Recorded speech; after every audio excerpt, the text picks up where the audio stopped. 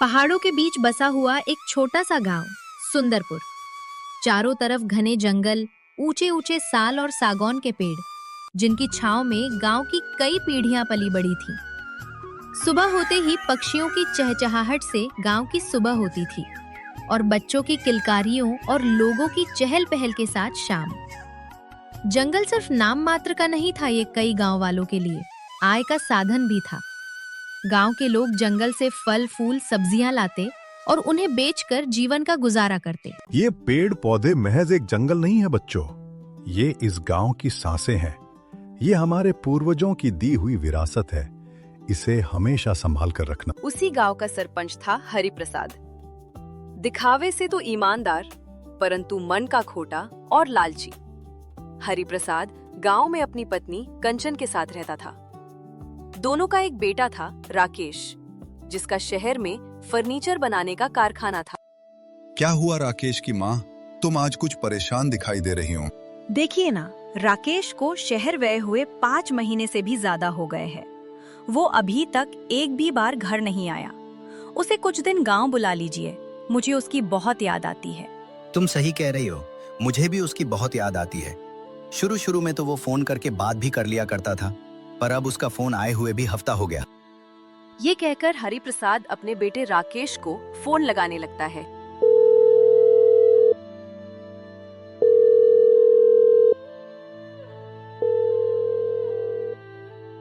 प्रणाम पिताजी, कैसे हैं आप? और माँ कैसी है?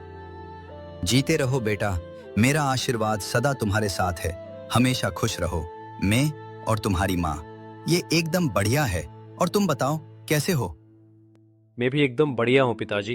बस फैक्ट्री के लिए निकल ही रहा था कि आपका फोन आ गया। बताइए क्या बात है? बेटा, बात तो ऐसी कुछ खास नहीं है, परंतु माँ और मुझे तेरी बहुत याद आ रही थी।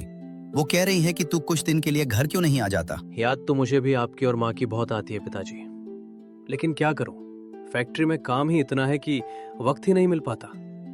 फिर भी मैं कोशिश करूंगा जल्दी ही आने की। आप अपना और माँ का ख्याल रखिएगा।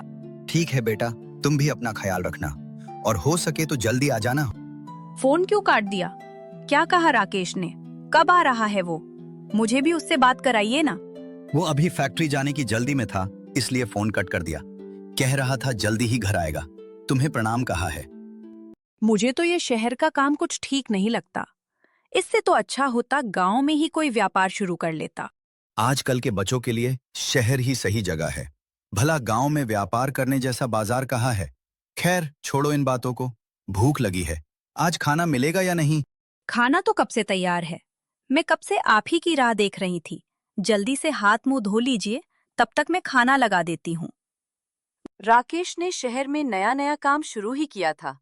इस वजह से उसे व्यापार जमाने में काफी परेशानी हो रही थी, जिस वजह से वो चाहकर भी घर पर माता पिता को समय नहीं दे पा रहा था। जी मिस्टर मेहता, मैं आपकी बात अच्छे से समझ गया हूँ।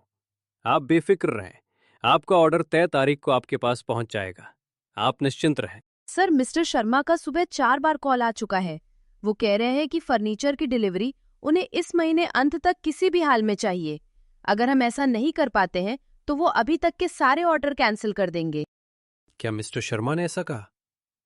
पर इस महीने तो मिस्टर मेहता को डिलीवरी देनी है, और उसके बाद हम मजदूरों की संख्या बढ़ा भी दे, तब भी हमारे पास स्टॉक में उतना रॉ मटेरियल नहीं है कि इतनी जल्दी उनका फर्नीचर बन सके।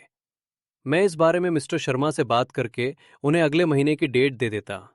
वैसे भी मुझे अभी कुछ दिनों के लिए गांव जाना पड़ेगा, तो बाकी काम मेरे आने के बाद ही हो पाएगा। ऐसे ही बेटे के इंतजार में कुछ दिन और गुजर जाते हैं। सुबह से आप पता नहीं क्या सोचे जा रहे हो। आज पंचायत नहीं जाना है क्या? लगता है दरवाजे पे कोई आया है। पता नहीं कौन आया होगा। अरे आ रहा हो भैया, जरा सब्र करो।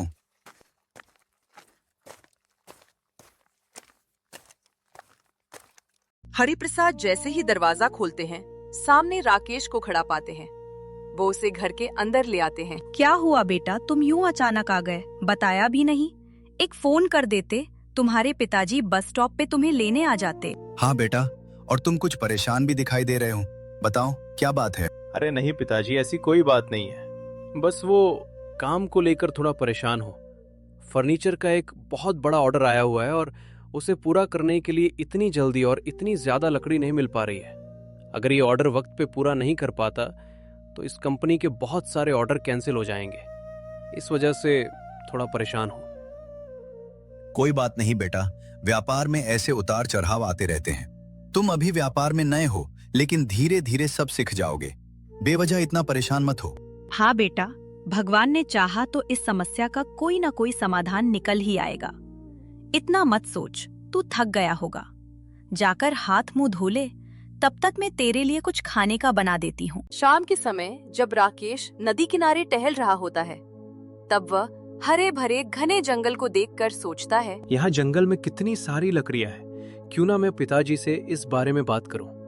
मुझे जरूरत की सारी लकड़ियां ये जंगल से आसानी से मिल जाएगी। मैं अभी ही घर जाकर उनसे बात करता हूँ। कहो बेटा, क्या बात करनी है तुम्हें मुझसे?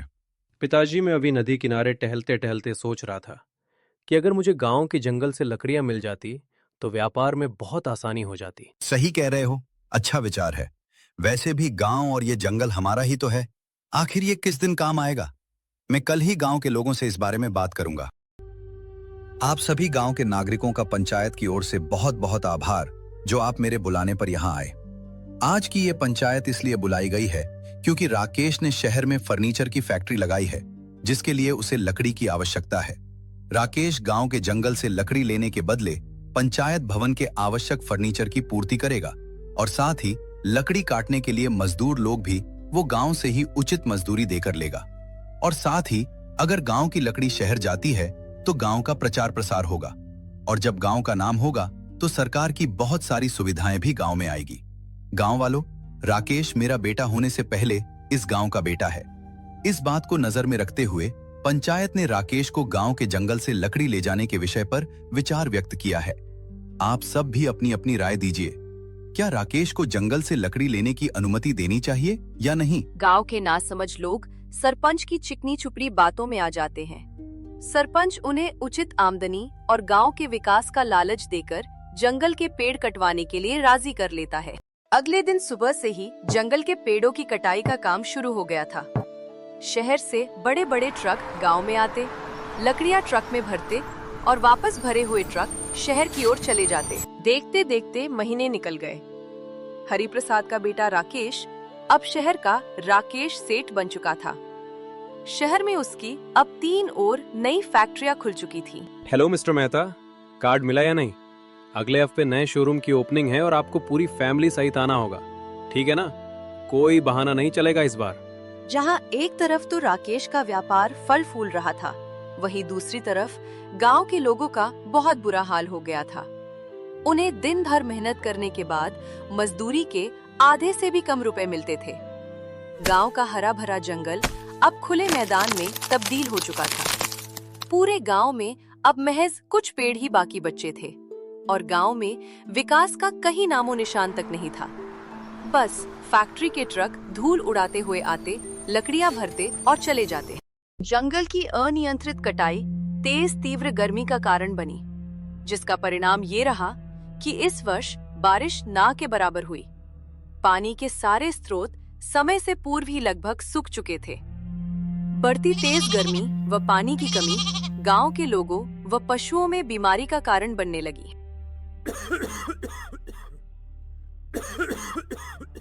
दादाजी, डॉक्टर अंकल तो सुबह से ही शहर गए हुए हैं। अब तो वो शाम तक ही वापस लौटेंगे। हे भगवान, किसकी नजर लग गई इस गांव को? हरे भरे खुशहाल गांव की हालत बद से बदतर होती जा रही है। पता नहीं अब आगे और क्या क्या दिन देखने पड़ेंगे। खेतों की फसलें पूरी तरह बर्बाद हो चुकी थी और गांव वाले भी अब अंदर ही अंदर अपनी गलती समझ आने लगी थी। वो सभी मिलकर सरपंच के साथ फिर से एक बैठक बुलाते हैं। सुनो हरिप्रसाद, तुमने ये अच्छा नहीं किया।